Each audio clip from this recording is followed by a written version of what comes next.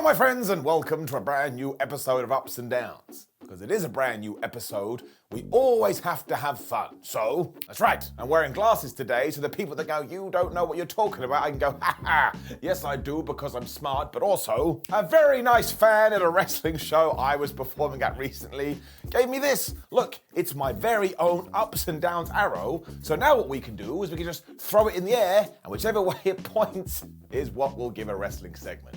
I mean, I don't think that's going to annoy anyone. Otherwise, though, it is time to get into it. We did just have an episode of SmackDown. Flub me sideways. It was totally crazy. Let's up those downs. Wonderful.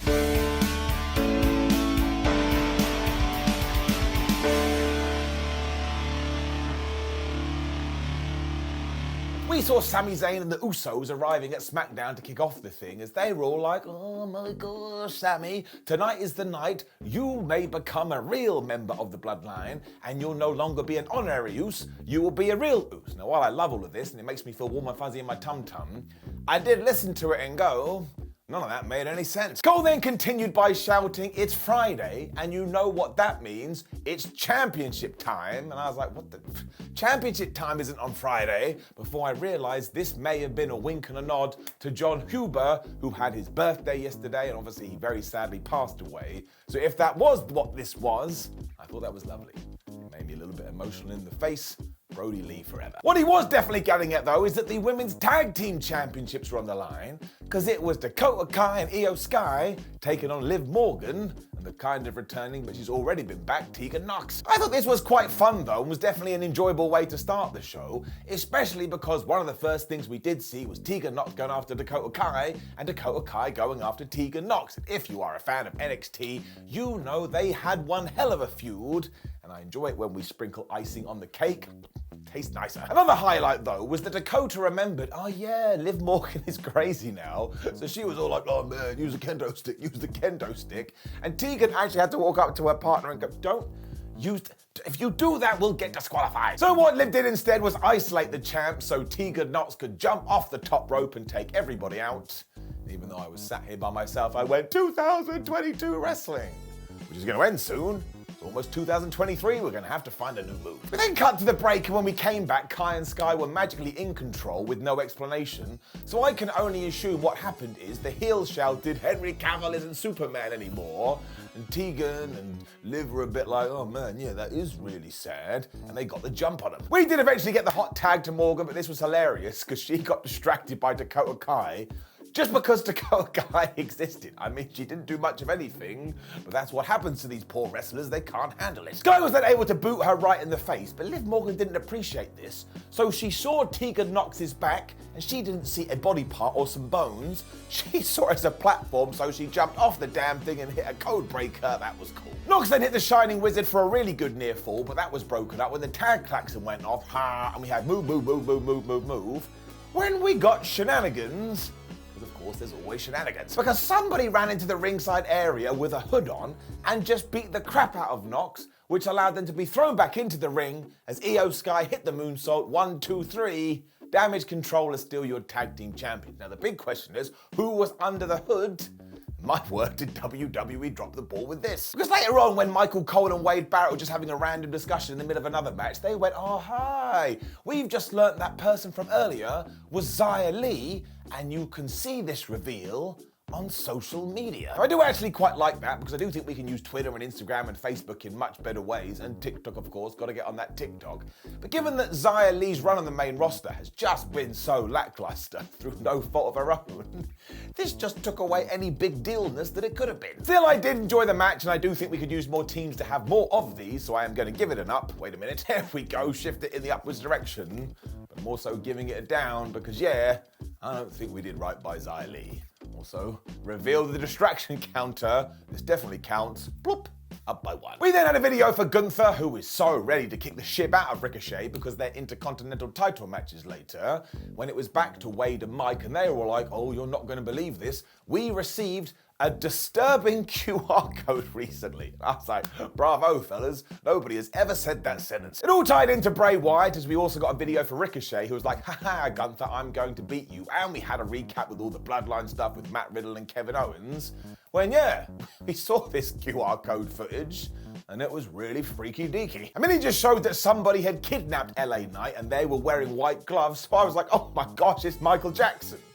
Before I realised that was a silly thing to say and I moved on. We were then in the back with the Usos and Sami Zayn too, and Sami Zayn was all dressed up and looking delicious, and he was all like, oh, I'm so nervous about my big night, whereas the Usos are like, calm down, it's gonna be great. Sami then went to get some water, and do you know what the damn Usos did? Jimmy was all like, Jay, why do you keep telling Zayn you think he's gonna be taken into the bloodline properly? We don't know what Roman Reigns wants, so you may be getting his hopes up for no reason. So I can't handle this stuff because it's like watching my pet rabbit have to run an obstacle course of death. But seriously, every time they do a segment like this, they take the baseball bat and they smash a massive home run. So we have no choice, we have to give it an up. I've lost my arrow. It was then back to the LA Knight Bray Wyatt stuff because out came La, and he was like, listen Bray, we all know it's you, I know it's you, my mother knows it's you, my grandmother knows it's you, so why don't you get all dressed up in your fancy costume and come to the ring? I was like, what are you doing, you buffoon? This is like inviting Michael Myers round for dinner, and I don't think he's gonna bring you any snacks. Wyatt did arrive though and still tried to prove his innocence, but he did this by going, I'm innocent. I'm so innocent. I was like, once again, no jury on the planet is ever gonna find you innocent. Knight was done with all of this though, so he just beat the shit out of Bray Wyatt. I mean, he was giving him an ass beating, when all of a sudden Uncle Howdy appeared on the big screen. He said some really weird things. We'd be like, I'm gonna go home, I don't wanna hang around with you. When he finally made his proper debut on SmackDown, because he walked to the ring. Or at least he walked out a little bit. I think he tipped his hat to LA Knight at one point, so he must be a good old-fashioned gentleman. And yeah, once again, all he really did was go, ha ha ha ha ha. And whoever was playing this role was kind of out of sync with the laugh track, but I don't care about this stuff. I just feel like this story is taking its time and we're being patient, and given that there's other stories that are moving quite quickly, it paces SmackDown very nicely. Do not forget as well that Wyatt was watching this, which begs the question, who is Uncle Howdy? And LA was so scared here, he just ran away.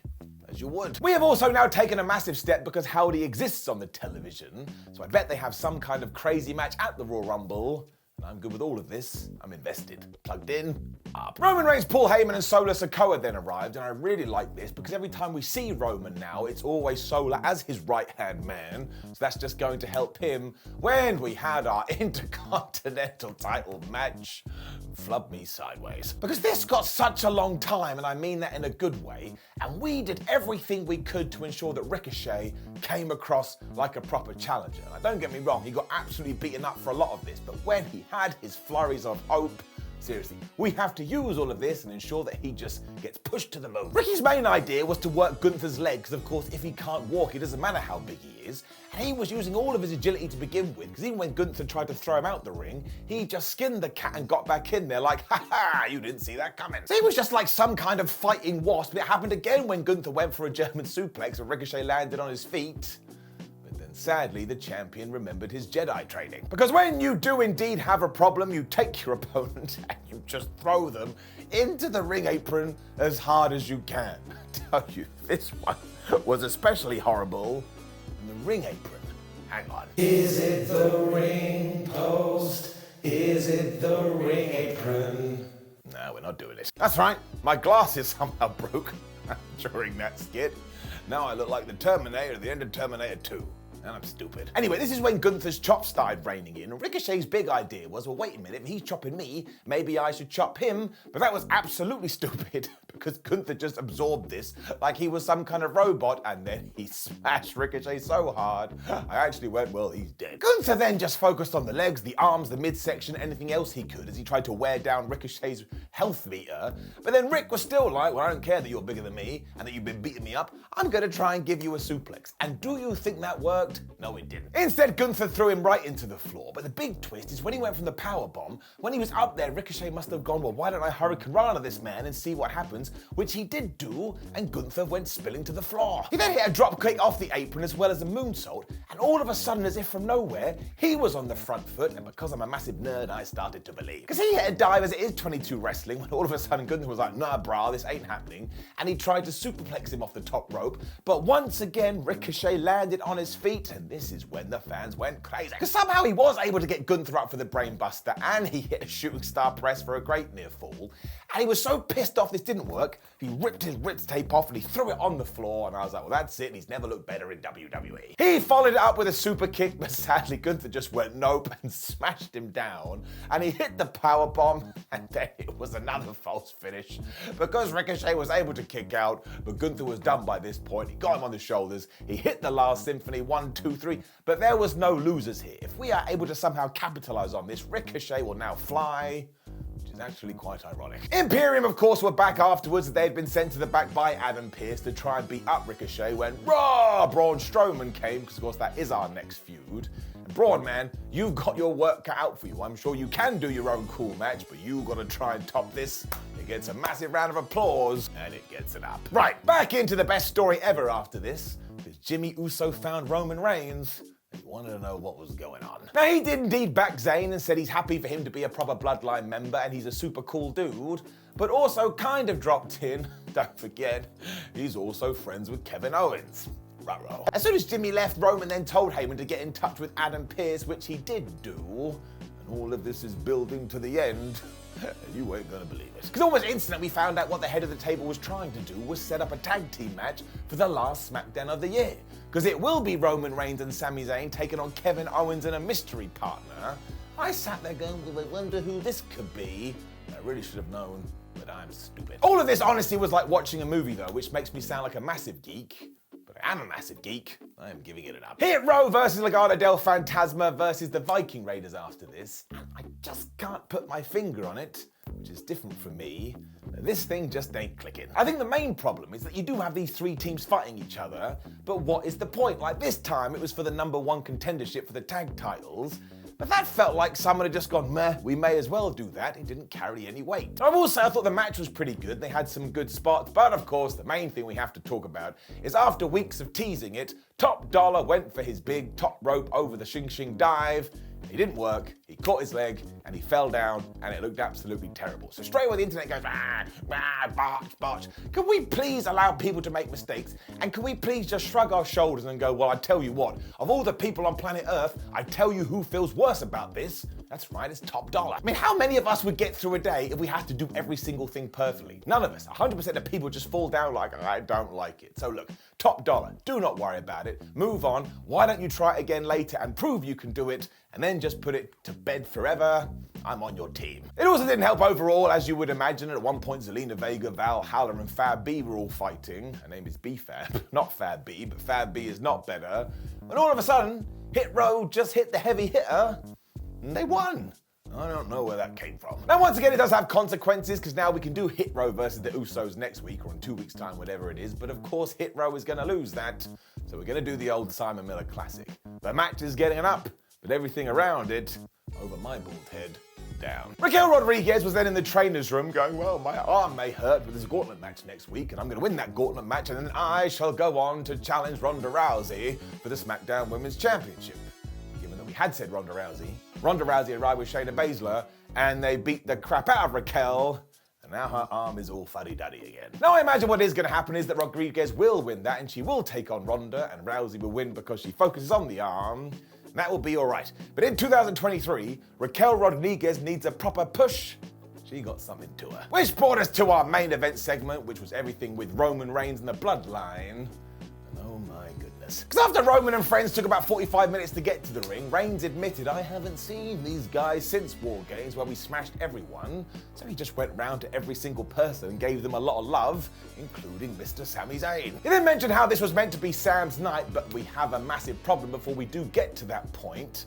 And that problem is Kevin Owens. Now, as far as the Tribal Chief is concerned, he is going to have to team up with Sami Zayn to take this guy down before they can put him on a pedestal. And Sam got the mic here and was like, yeah, I get it. I don't like Kevin Owens anymore. I'm his only friend. before he caught himself and was all like, only ex-friend, former friend, I don't like him anymore, I haven't even got his number. So this is when I realized that I couldn't be friends with Roman because he's just like walking on eggshells. And just as Sam said, we will win this fight, do you know who appeared on the big screen?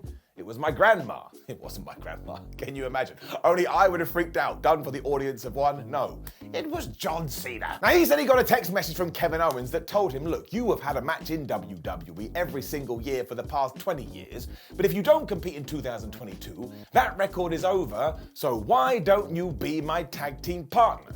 You should also go watch this segment, because he was reading out the text message with emojis, and it also sounded like Kevin Owens, within emoji speak, said, I want to have sex with Santa Claus.